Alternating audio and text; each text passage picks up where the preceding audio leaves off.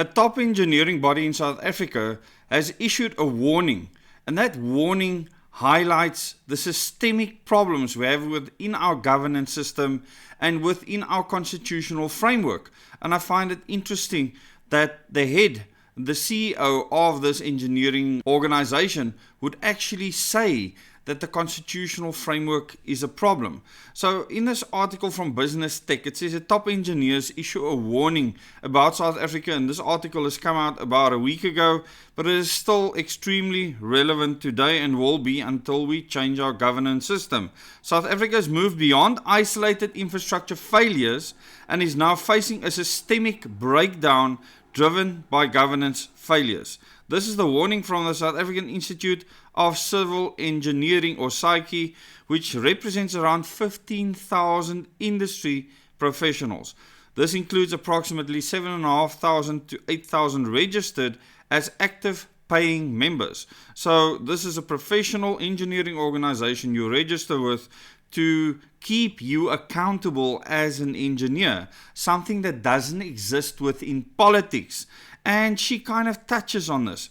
Its database includes a broad mix of engineers, technologists, technicians, and students across 19 regional branches and 11 technical divisions. Speaking at an interview with MoneyWeb Radio, Sakadi Payane Shakani, CEO of SAICI, said that all the research and government reports have shown that we are beyond a critical state. And this is super important to understand. These are engineers, technicians, etc. saying that we are beyond a critical state. Being critical is bad. And most of you know, those of you that live in towns where infrastructure has crumbled to the point where it looks like it cannot be recovered, these engineers are saying that we've gone beyond that critical state. She said that while the country is deteriorating water, sanitation and electricity infrastructure reflects technical failures, the root cause lies in how municipalities are governed. So this is important, especially with regards to what I am promoting, what this community is promoting, that we need to change the governance system. And the only way to do that is to get a system where people that are capable solve problems.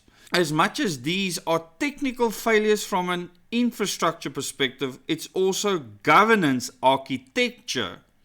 Very important, that ensures that these technical failures keep happening, she said. And governance architecture. And later she mentions the constitutional mandate. So this is important. These are professional people speaking out about the fact that the architecture of governance is a problem, something I've been speaking about since 2020. According to Payane Shakani, municipalities retain responsibilities for critical services such as water, sanitation and electricity under the current constitutional framework, even when they lack the technical capacity to deliver them. So she is saying that the current constitutional framework is problematic, that something needs to be done about this.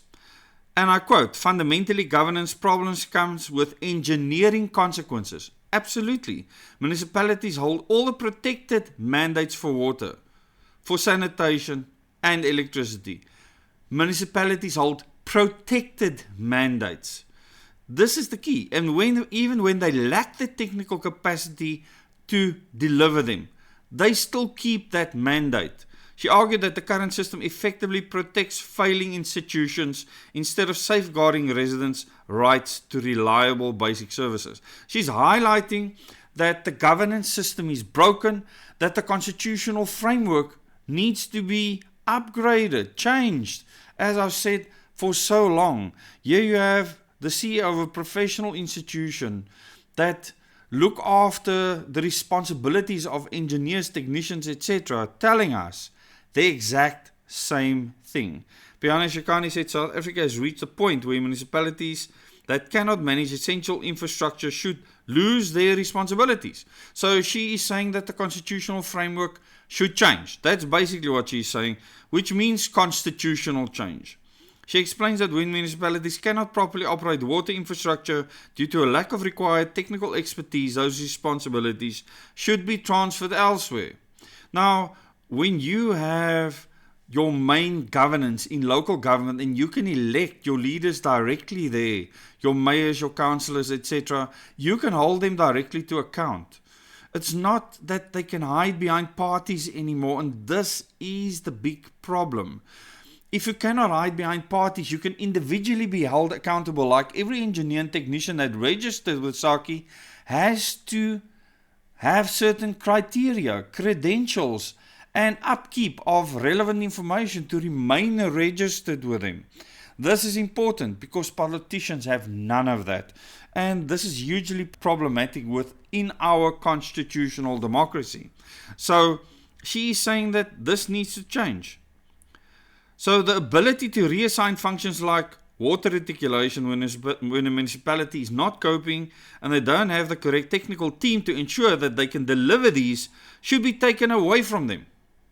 She added that municipalities should begin losing these functions with responsibilities reassigned to entities capable of maintaining infrastructure and ensuring consistent service delivery. Now, if most of the governance actually falls to the local government, instead of the national government trying to control everything, we can actually achieve this on a local level. And we can empower people more locally. And then she said that retired engineers are willing to teach. Payani Shakani also called for the professionally registered engineers and technologists to occupy senior technical positions in municipalities. So she's saying, don't just hire your friend or your family members, as usually happens. You need capable people in those positions. Senior technical roles in municipalities must be filled by professionally registered engineers and technologists, she said. How many people would disagree with that? I don't think anyone will disagree with that. You need to be capable of doing your job. She argued that professional registration creates personal accountability because engineers answer to regulatory bodies such as the Engineering Council of South Africa. When you are professionally registered, you are personally accountable for infrastructure decisions, and there's someone who holds you responsible, which is your regulator, she said. Just like Koeberg Nuclear Power Station is overseen by the National Nuclear Regulator that regulates everything that happens there, and then people will still attack an excellent process. She added that new regulations requiring engineering work to be undertaken by professionally registered practitioners would help improve governance and service delivery. So, you can go and read the rest of the article, but you need to ask yourself, do you think that government's even interested in listening to what she has to say? What these engineers have to say? What these technologists and technicians have to say? And the answer is they will only listen once they are not there anymore, once the government has collapsed and they are running for the hills or for the tarmac to get on the nearest plane, because the people are running after them. Something like that at this stage, because at the moment the GNU will clamp onto power with whatever they got. I don't think they care about the people of South Africa or the infrastructure collapse that we can see all around us. I want you to tell me in the comments what you think about the fact that she is telling us that we have a constitutional framework that is protecting municipalities even when they are incapable.